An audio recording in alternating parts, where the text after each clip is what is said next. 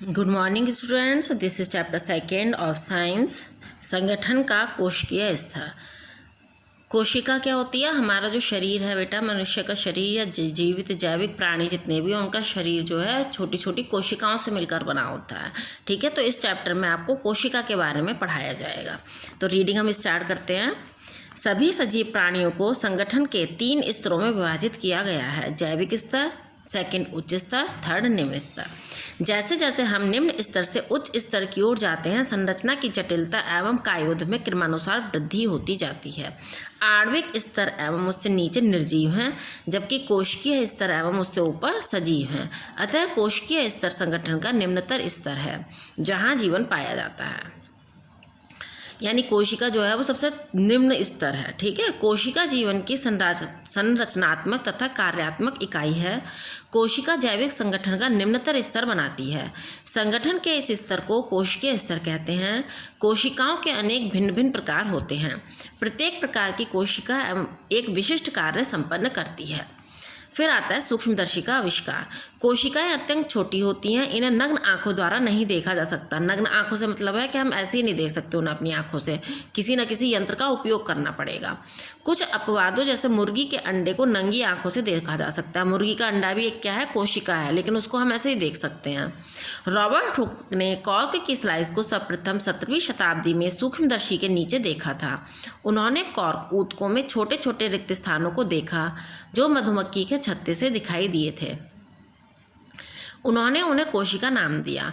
पहले समय में प्रयोग में आने वाला सूक्ष्मदर्शी अपरिष्कृत था, परंतु आखिरी 4 शताब्दियों से उन्नत सूक्ष्मदर्शियों का प्रयोग हो रहा है, अर्थात इसके द्वारा बड़ा करने की योग्यता बढ़ी है। 1 मिलीमीटर का भी 1000वां हिस्सा हो, ऐसी छोटी वस्तुओं को भी बड़ी आसानी से देखा जा सकता है। सबसे पहले जो सूक्ष्मदर्शी बनी वो अपरिष्कृत थी, यानी उससे हम जो है बहुत ज़्यादा छोटी चीज़ों को नहीं देख पाते थे। लेकिन अब जो है भाई धीरे धीरे जैसे किसी चीज़ का विकास हुआ तो उसके धीरे धीरे उसमें और अच्छा डेवलपमेंट होता है। तो ऐसे ही अब क्या है, अब ऐसी सूक्ष्मदर्शियाँ हैं कि 1 मिलीमीटर, आपको पता है कितना छोटा होता है 1 मिलीमीटर, उसका भी 1000वां हिस्सा हम देख सकते हैं। आवर्धक लेंस को सबसे सरल सूक्ष्मदर्शी भी कहा जाता है। सरल सूक्ष्मदर्शी की सहायता से हम छोटी वस्तुओं को देख सकते हैं, लेकिन बहुत छोटे सूक्ष्म जीवों को इसके द्वारा स्पष्ट नहीं देखा जा सकता। सरल सूक्ष्मदर्शी क्या है? उससे हम छोटी वस्तुओं को तो देख सकते हैं, लेकिन बहुत छोटे, उनसे भी बहुत ज़्यादा छोटों को नहीं देख सकते। अब देखिए, इसमें आपका दिया है, एक निरीक्षण दिया है। यह आपका सूक्ष्मदर्शी है और ये सरल सूक्ष्मदर्शी है। आयताकार लगभग एक ही प्रकार की कोशिकाएं एक सिरे से दूसरे सिरे तक बिना किसी अंतर कोशिकीय रिक्त स्थान के विद्यमान हैं। कोशिका की दीवारें कोशिकाओं को अलग करती हैं। प्रत्येक कोशिका के भीतर एक कोने में एक केंद्रक दिखाई देता है। मध्य में रिक्त स्थान एक रिक्तिका के रूप में दिखाई देता है। ठीक है, कोशिका में क्या होता है? एक केंद्रक होता है और एक रिक्तिका होती है। उपरोक्त सभी अनुभवों द्वारा यह प्रदर्शित होता है कि प्रयोग में लाया गया पदार्थ पेड़ पौधों का ही है। कोशिका शरीर रचना की मूलभूत इकाई। ठीक है, कोशिका क्या है? हमारी शरीर रचना की मूलभूत इकाई है। ठीक है, जीवित प्राणियों में अत्यधिक विविधता पाई जाती है, फिर भी वे पोषण, श्वसन, उत्सर्जन तथा प्रजनन की विधि में मूल समानताएं प्रदर्शित करते हैं। बहुकोशिकीय प्राणियों में ये सभी कार्य विशेष अंगों द्वारा किए जाते हैं। अंततः सभी अंग इकाइयों द्वारा ही निर्मित होते हैं, जिन्हें कोशिकाएं कहते हैं। यह जीवित प्राणियों की संरचना को प्रदर्शित करती हैं, क्योंकि कोशिकाएं संरचनात्मक तथा क्रियात्मक इकाई होती हैं। कोशिकाएं सभी प्राणियों में पाई जाती हैं। ठीक है, कोशिका सभी प्राणियों में पाई जाती हैं और सबसे छोटी इकाई होती हैं ये। प्राणी चाहे एक कोशिकीय हो या बहुकोशिकीय, विभिन्नता से निर्मित होते हैं, जिससे वे अपने बाहरी गुणों द्वारा पहचान लिए जाते हैं, परंतु ये सभी इकाइयों, जिन्हें कोशिकाएं कहते हैं, द्वारा निर्मित होते हैं। ठीक है, सभी जो हैं कोशिकाओं द्वारा ही निर्मित होते हैं। देखिए, रोचक तथ्य में क्या है? एक नवजात शिशु में लगभग 2 खरब कोशिकाएं होती हैं। माइक्रोप्लाज्म नामक विषाणु की कोशिका सबसे छोटी, लगभग 0.1 माइक्रोमीटर होती है। अब आता है कोशिकाओं की आकृति तथा आकार में विविधता। ठीक है, कि उसके आकृतियाँ कैसे कैसे अलग होती हैं और आकार कैसे होते हैं। एक कोशिकीय या बहुकोशिकीय प्राणियों में कोशिकाएं विभिन्न आकृतियों की होती हैं। एक कोशिकीय प्राणी जैसे अमीबा, पैरामीशियम, यूग्लिना, जीवाणु सभी की विभिन्न आकृतियां होती हैं। दूसरी ओर बहुकोशिकीय प्राणी भी विभिन्न आकृतियों के होते हैं। जंतु कोशिका घनाभीय, शल्कीय या स्तंभाकार हो सकती हैं। तंतु कोशिकाएं विशेष आकृति की लंबी तथा शाखाओं वाली होती हैं। आकृतियां स्थितियां तथा आवश्यकताओं के अनुसार भिन्न होती हैं। बहुकोशिकीय जीवों में शरीर के विभिन्न कार्य विभिन्न कोशिका समूह में विभाजित होते हैं। विभिन्न कोशिकाओं की आकृतियां देखिए डायग्राम में, ये तंतु कोशिका है, मांसपेशी कोशिका और श्वेत रक्त कोशिकाएं। ठीक है, हमारे में तंतु भी तो होते हैं, तंतु कोशिकाएं, मांसपेशियां होती हैं, उसकी कोशिकाएं ऐसी होती हैं, श्वेत रक्त कोशिकाएं हमारी ऐसी होती हैं। मतलब हर पार्ट हमारा कोशिका से मिलकर बना है, चाहे कुछ भी हो वो। ठीक है, अब आता है कोशिकाओं का आकार। कोशिकाएं अत्यंत लघु होती हैं, अतः वे सूक्ष्मदर्शी की सहायता से ही देखी जा सकती हैं। सबसे छोटी कोशिका माइक्रोप्लाज्मा की है, जिसका आकार 0.1 माइक्रोन होता है, यानी अर्थात 1 मिलीमीटर का 10,000वां भाग। पटसन तथा हेम्प पौधों की कोशिकाएं लंबी होकर कुछ सेंटीमीटर तक बढ़ सकती हैं। सबसे विशाल कोशिका शुतुरमुर्ग का अंडा होता है, जो व्यास में लगभग 170 मिलीमीटर होता है और सरलता से नंगी आंखों द्वारा देखा जा सकता है। तंतु कोशिका का आकार लगभग 1 मीटर होता है, जबकि जीवित लाल रक्त कोशिकाएं 7 माइक्रोमीटर होती हैं। ठीक है, यहाँ आपको कोशिकाओं के आकार दिए सबके। अब आपका आता है एक कोशिकीय तथा बहुकोशिकीय प्राणी। वे प्राणी जिनमें केवल एक ही कोशिका विद्यमान होती है तथा उनके सभी कार्य केवल उसी कोशिका द्वारा किए जाते हैं, उन्हें एक कोशिकीय प्राणी कहते हैं। उनमें भली भांति से केंद्रक तथा अन्य कोशिकांग होते हैं या नहीं भी होते हैं। उनकी सतह पर कुछ उभरी हुई संरचनाएं जैसे पक्षाभ, कशाभ या कूटपाद होते हैं। इनका प्रयोग गतिशीलता या भोजन ग्रहण करने के लिए किया जाता है, जैसे पैरामीशियम में पक्षाभ होते हैं, यूग्लिना में कशाभ होते हैं तथा अमीबा में कूटपाद का निर्माण करते हैं। ठीक है, ये पक्षाभ है, ये कशाभ है, ये कूटपाद है। बहुकोश के प्राणियों में असंख्य कोशिकाएं होती हैं। प्राणियों में और अधिक कुशलता लाने के लिए विभिन्न कोशिकाएं विभिन्न कार्य करती हैं। कोशिकाएं समूह में एकत्रित होकर विशिष्ट अंगों तथा अंग तंत्रों का निर्माण करती हैं, जैसे तंतु कोशिकाएं शरीर की सभी क्रियाओं का समन्वय करती हैं। पाचन तंत्र जंतुओं में भोजन को पचाने में सहायता प्रदान करता है। अब आता है कोशिका संरचना। विभिन्न प्रकार की कोशिकाओं में अनेक विभिन्नताएं होती हैं, लेकिन उनकी संरचनाओं तथा कार्यों में मूल समानताएं होती हैं। एक जटिल कोशिका में निम्नलिखित भाग होते हैं। ठीक है, अब एक जटिल कोशिका जो होती है उसमें ये भाग होते हैं। पहला क्या होता है, प्लाज्मा झिल्ली या कोशिका झिल्ली, प्लाज्मा मेम्ब्रेन और सेल मेम्ब्रेन कहते हैं, मेम्ब्रेन कहते हैं। कोशिका द्रव्य यानी साइटोप्लाज्म, नाभिक यानी न्यूक्लियस। पेड़ पौधों की कोशिकाओं की बाहरी ओर एक अजीवित सुरक्षात्मक आवरण होता है, जो कोशिका झिल्ली को घेरे होता है और सेल्यूलोज द्वारा निर्मित होता है, जिसे कोशिका भित्ति कहते हैं, यानी सेल वॉल कहते हैं।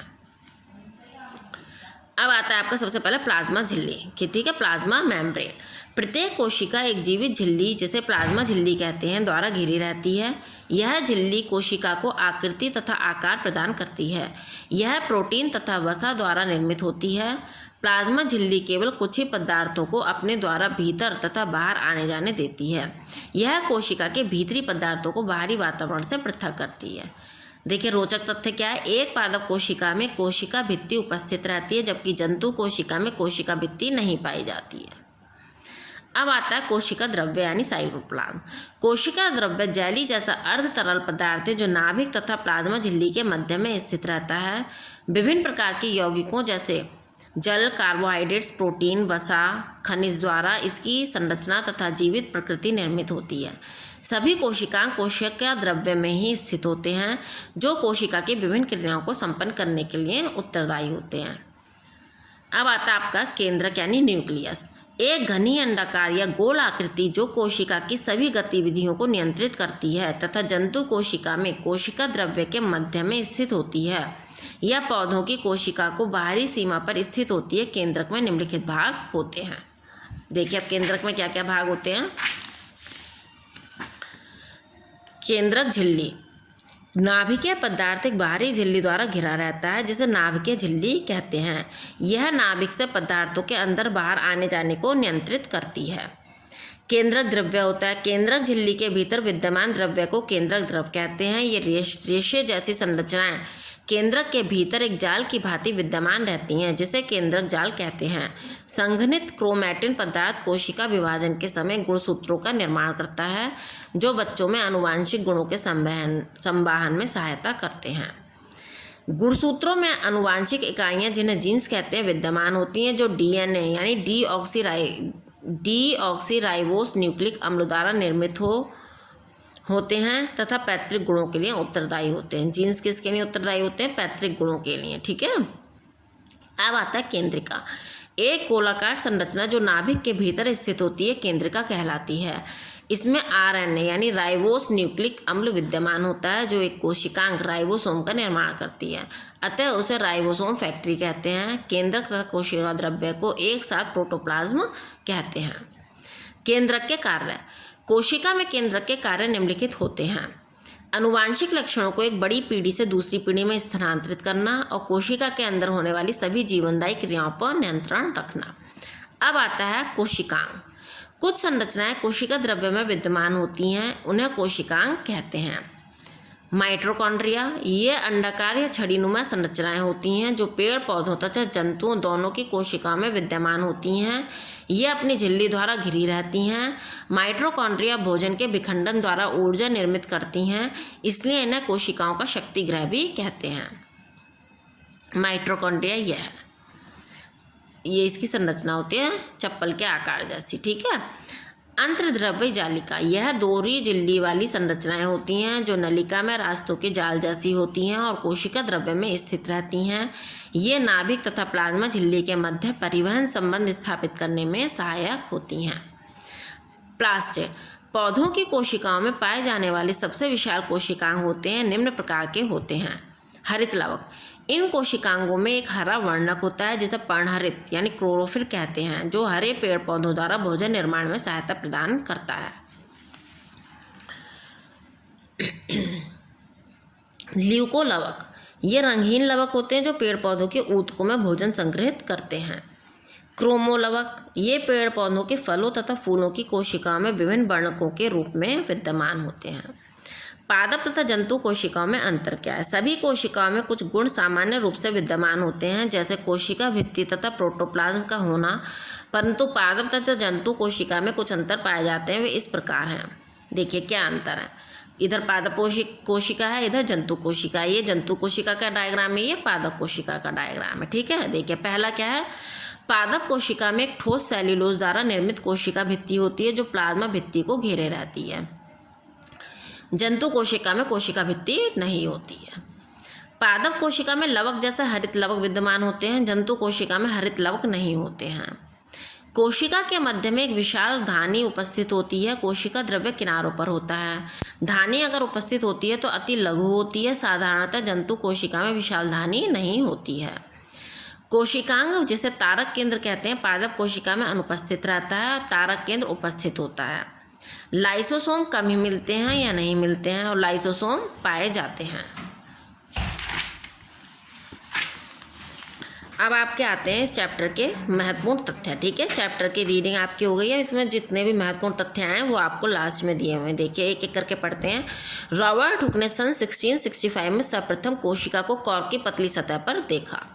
सभी सजीव वस्तुएं, पादप तथा जंतु एक या अधिक कोशिकाओं के बने होते हैं जो संरचना तथा कार्य की मौलिक इकाइयां हैं। कोशिका भित्ति जो केवल पादप कोशिकाओं में पाई जाती है, निर्जीव सेलुलोज की बनी होती है तथा कोशिका को सुरक्षा प्रदान करती है।